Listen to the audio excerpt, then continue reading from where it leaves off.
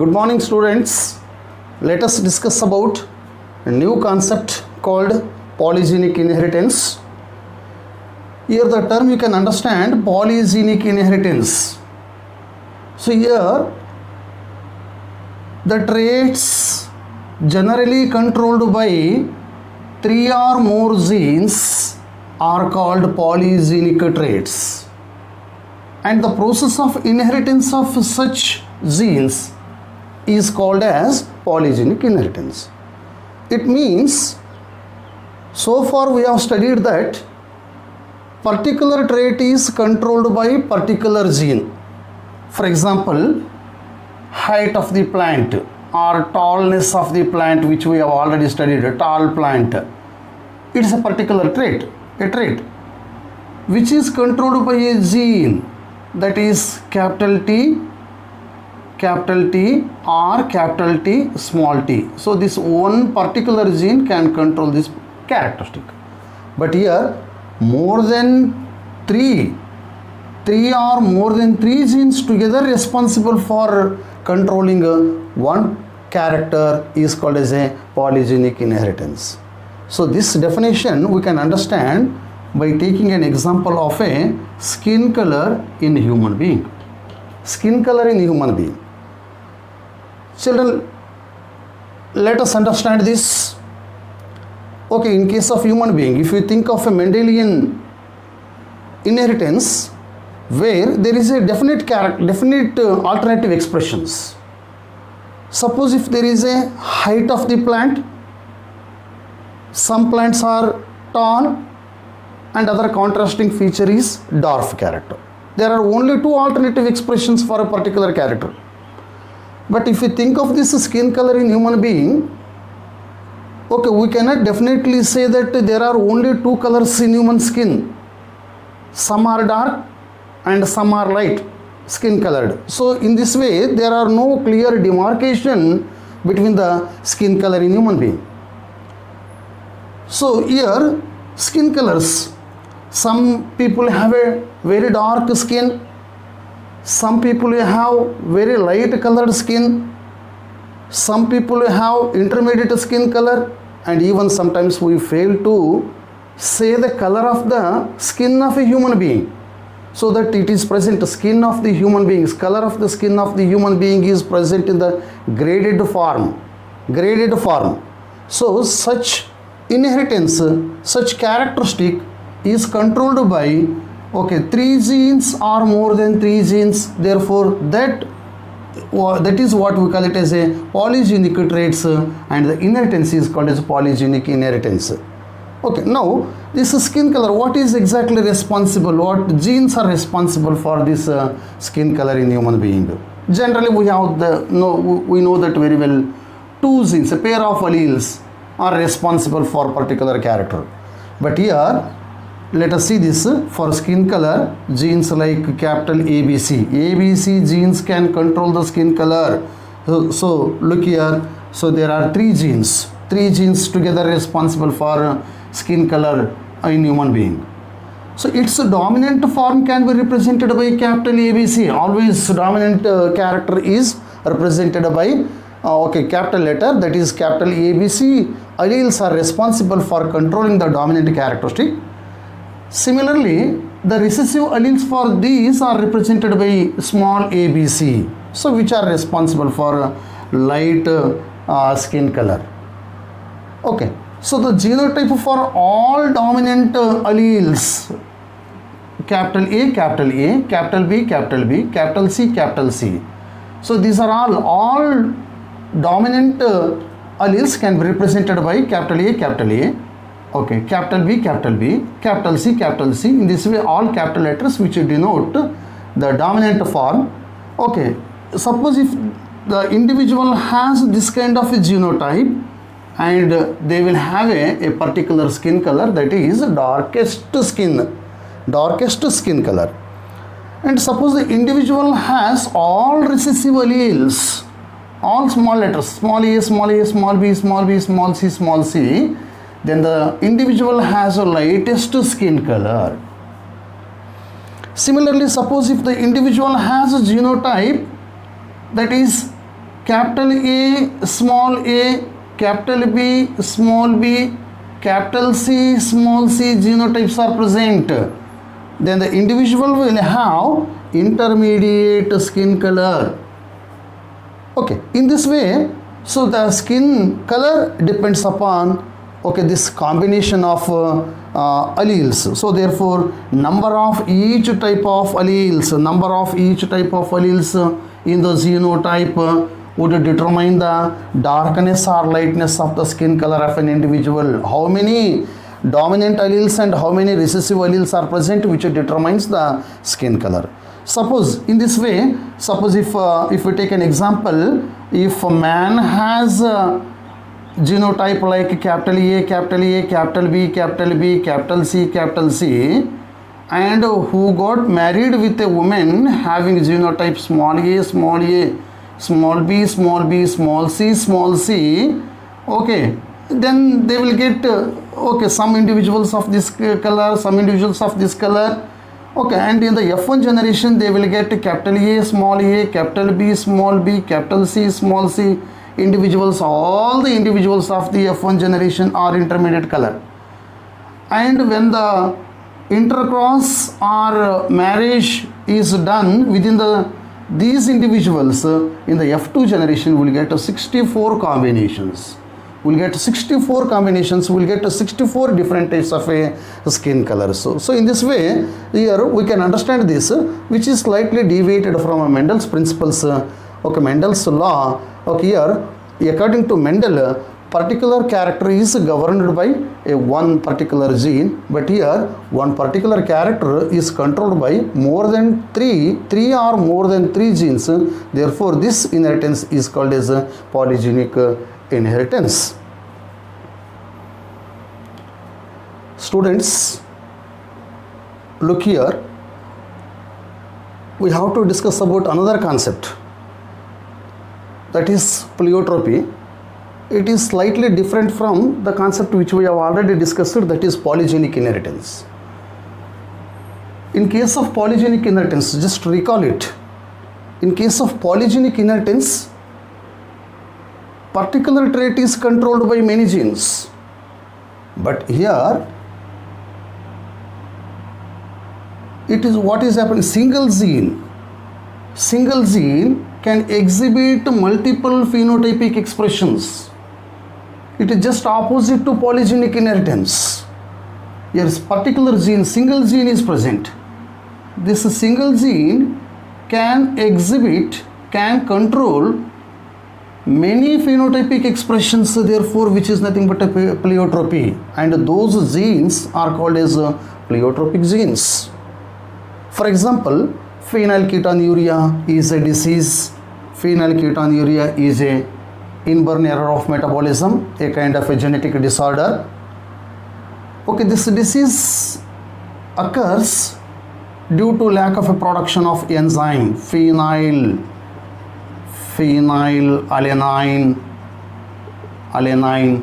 hydroxylase. Phenylalanine hydroxylase is an enzyme. This enzyme is not produced. So this disease is developed, that is because of the lack of production of this enzyme. Why this enzyme is not produced in the body? That is because of the lack of gene or gene present in the recessive condition. This enzyme is responsible for conversion of phenylalanine into tyrosine. So in the presence of this enzyme, phenylalanine is converted into tyrosine. Okay, this enzyme is produced in the presence of a gene. In the presence of a gene in the dominant condition, when gene has become recessive, this enzyme is not produced. When this enzyme is not produced, phenylalanine is not converted into tyrosine. This conversion will not take place. This reaction will not take place. Then this phenylalanine gets accumulated in the brain and it will not be metabolized. So accumulation of this phenylalanine, it causes different effects, phenotypic effects. Mainly mental retardation takes place. Mental retardation. mental retardation in an individual where this enzyme is not produced. So this is one. And another one is loss of hair. Loss of hair takes place on the head or on the body. And another one is lack of pigmentation takes place. Lack of skin pigmentation. Skin pigmentation takes place. So these are all various phenotypic characteristics. These are all external characteristics. Mental retardation we can understand by seeing the person. Loss of hair on the body we can understand, and loss of pigmentation we can understand. These are all external features or phenotypic expressions, but these are all because of the lack of one particular gene. Okay, when the absence of gene, enzyme is not produced. When the enzyme is not produced, all these phenotypic expressions are developed.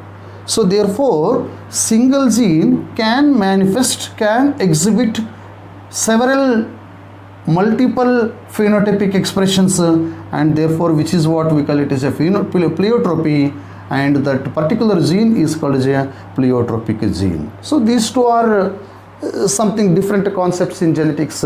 When we go on studying, we can understand about different concepts. Children, let us understand about another concept called as sex determination. Many a times we will ask a question to the students: when does sex of an individual is determined? Students will give different answers. So sex, either it is a male or female individual, that we can understand only after the birth. That is the answer given by some of the students. It means they can see sex of an individual only after the birth. So in that way they can understand. But here exactly the concept which we have to understand here, when does it is exactly determined whether that future individual becomes a male or it becomes a female, that is determined at the time of the birth only. That is what we call it as a sex determination. Sex determination takes place at the time of birth. So this sex determination was first observed by scientist known as Henking in the year 1891. Henking, he noticed that in some insects, during the entire process of spermatogenesis, he has noticed the presence of some nuclear structure. Some nuclear structure he noticed during the process of spermatogenesis of some insects. Nuclear structure. Okay. And he was not able to name that particular structure which is present in the nucleus in different stages of spermatogenesis of some insects. Therefore, he could name that structure as X body. X body. Why it is called as X body? He was not able to give a name, particular name to that structure which is present in the nucleus, Therefore, he called it as a X body. And one more observation what he made is 50% of the sperms could receive this X body. 50% of the sperms were present in this X body. Another 50% of the sperms do not have this X body. This was the observation made by this Henking. And later scientists, they called this X body as X chromosomes. X chromosomes. So this X chromosome was basically, it is responsible for determination of a sex. Therefore, X chromosome was called as a sex chromosome by the later scientists also. Okay, and one more thing is, after conducting several experiments in several organisms, animals, okay, they have noticed that all animals in diploid organisms, they have, okay, males have XY type of chromosome and females have XX type of chromosomes, When two different chromosomes are present, then this is called as male heterogamety. Male heterogamety. Male heterogamety.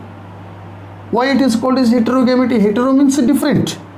Male have a two different types of chromosomes, X chromosome and Y chromosome, therefore it is known as a male heterogamety. And female, if it has only one type of egg, it produces only one type of gamete, then it is nothing but a female homogamety. So it may be female homogamety or male homogamety. In this way, when the individual produces two different types of gametes, then it is nothing but a heterogamety. Or when the individual produces only one type of gamete, then it is called as a homogamety. So based on this, we can explain about determination of a sex in different animals. Now children, let us understand about the types of sex determination. There are different types of sex determinations. One is called as XO type of sex determination. Another one is called as XY type of sex determination. Next one is called as ZW type of sex determination. Next one is called as haplodiploidic type of sex determination. And as per your syllabus, you should understand another type is called as sex determination in a human being. So these are all various types of sex determinations. With this, you can understand or you can recall that in a particular behavior or in physiological process, also there is a lot of differences in living system. Okay, in digestive system, you know that very well. There are different types of a complete digestive system, incomplete digestive system. In circulatory system also open type, closed type. In the same way, in sex determination also there are different types of sex determinations in different animals. With this we can understand that there is a diversity, which we have already studied in first PUC. There is a great diversity in sex determination also. Okay. So these are all various types of sex determinations, in which haplodiploidic type of sex determination is a very interesting one, and from the point of examination also very important for 3 marks. And sex determination in human being is also very, very important from the point of examination. Nothing is unimportant here. Now let us discuss one by one. How does this sex determination takes place? What are these types of sex determinations? Just I will explain one in detail and in clear. Now XO type of sex determination. This XO type of sex determination, which organisms have got this XO type of sex determination? So this is mainly found in case of a grasshopper. Grasshopper is an insect, you know that very well. So in this grasshopper you can find this XO type of sex determination. So insect, it is a kind of insect. Insects belongs to arthropoda, you know that very well. And arthropoda is the biggest phylum, largest phylum, in which insects contribute more.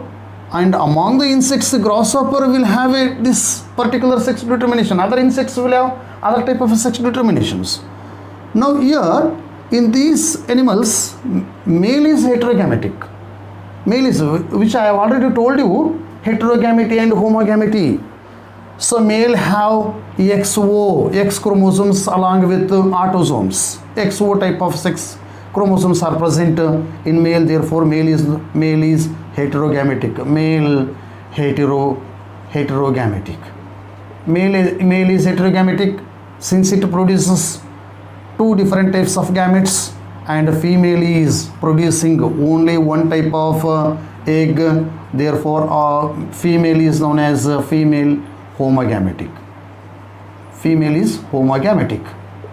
Now what you can understand here, determination of the sex of individual depends upon the type of sperm which fuses with the egg. Okay, so now let's understand by a simple schematic representation. That is, male, it produces along with the autosomes, okay, it produces two different types of gametes, and a female, okay, along with autosomes, it produces only one type of egg.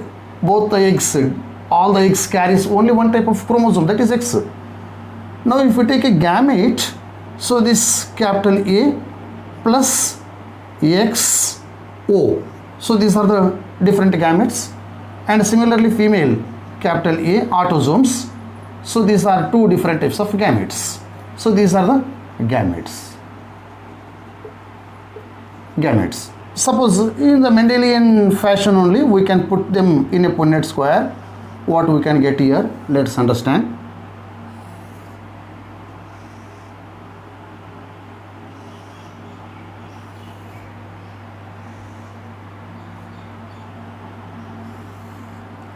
So just I am giving you a complete explanation for this. These are male gametes, these are female gametes. Just you have to take these gametes only. Now male gametes I am writing here X, this O. Female gametes I am writing here X and this X. Now this X, X. So this becomes a female individual. And now this X and this O, EXO, this develops into male individual. Similarly, this X, okay, it becomes a female, and this X, this O, it becomes a male individual. So with this, what you can understand here, this X chromosome, when it combines with the X, becomes female. This X chromosome combines with the X, it becomes female. This chromosome, this kind of sperm, when it fuses with the egg, it becomes a male individual. With this, we can understand that the sex determination depends upon the male but not from the female.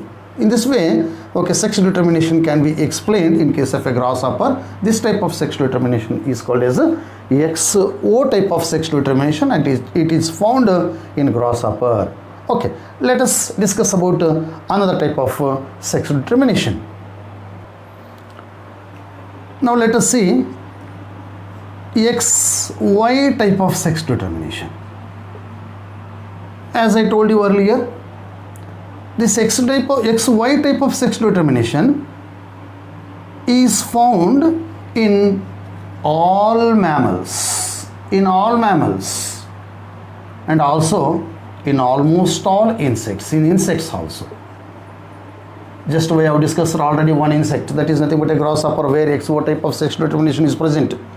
In other insects other than grasshopper, where XY type of sex determination is present. Here male is producing two different types of gametes. XY type of gametes are produced by the male. Therefore male is heterogametic here. Male is heterogametic because male produces two different types of sperms. Male produces two types of sperms. Now this is one sperm and next another sperm, okay, which carries Y type of chromosomes. Therefore male is heterogametic because it produces two different types of gametes. But a female is producing only one type of egg. So therefore female is homogametic. Female is homogametic here since it produces only one type of egg. All the eggs carries only X chromosome. Here also you can understand that sex determination depends upon the type of sperm which fuses with the egg. Now this is egg. What type of sperm it fuses with the egg, which determines the sex of an individual. Suppose this X type of sperm. So in more elaborated way, some scientists they say that this sperm carrying X chromosome is called as gynosperm. Gynosperm. Why it is called as a gynosperm? Because it carries gyno means X, female. So the sperm carrying X chromosome is called as a gynosperm, and similarly the sperm carrying Y chromosome is called as a androsperm. Androsperm, you can understand that gynoecium and androecium, andro means male, Y chromosome. So this X type sperm fuses with the egg, it develops into X, it develops into female individual, and Y type sperm fuses with the egg, it develops into male individual. So that your sex determination depends upon the type of the sperm fertilizes the ovum. So that this kind of sex determination, what we call it as a XY type of sex determination. And to understand that, you can put the Punnett square, which I already explained in case of a XO type of a sex determination. Children, let us move to another type of sex determination, that is ZW type of sex determination, which is different from other two type of sex determinations which we have discussed now. In case of XO and XY type of sex determination, male is heterogametic since it produces two different types of gametes. But here this ZW type of sex determination, where male is homogametic, female is heterogametic. Here female heterogamity we can find here, female heterogamity. Female heterogamity. Why female is heterogametic here? Because it produces two types of egg. One is Z type of egg and another one is W type of egg. Two different types of gametes are produced by the female. Therefore, female is heterogametic here. And male produces only one type of sperms, that is Z type of sperms are produced by the male. Okay. So therefore, male is homogametic here. Male is homogametic since it produces only one type of sperms, and this kind of sex determination is found in some of the birds like turkey. This kind of ZW type of sex determination is present. But you can understand here, so far what we discussed, in which male is heterogametic, but here female is heterogametic because the female produces two different types of egg. It means the determination of the sex depends upon the, that is, type of egg fertilized by the sperm. Okay, whether Z type of sperm fertilized by the Z type of sperm, it develops into male, and W type of egg is fertilized by the sperm, it develops into female individual. In this way, sex determination here depends upon the type of egg fertilized by the sperm. So this kind of sex determination is called as a ZW type of sex determination. Okay, so where female is heterogametic. Children, let us move to another type of sex determination, that is haplodiplontic.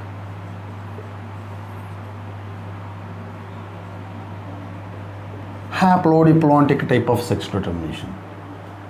Haplodiplontic type of sex determination is found in another type of insects called as honeybees.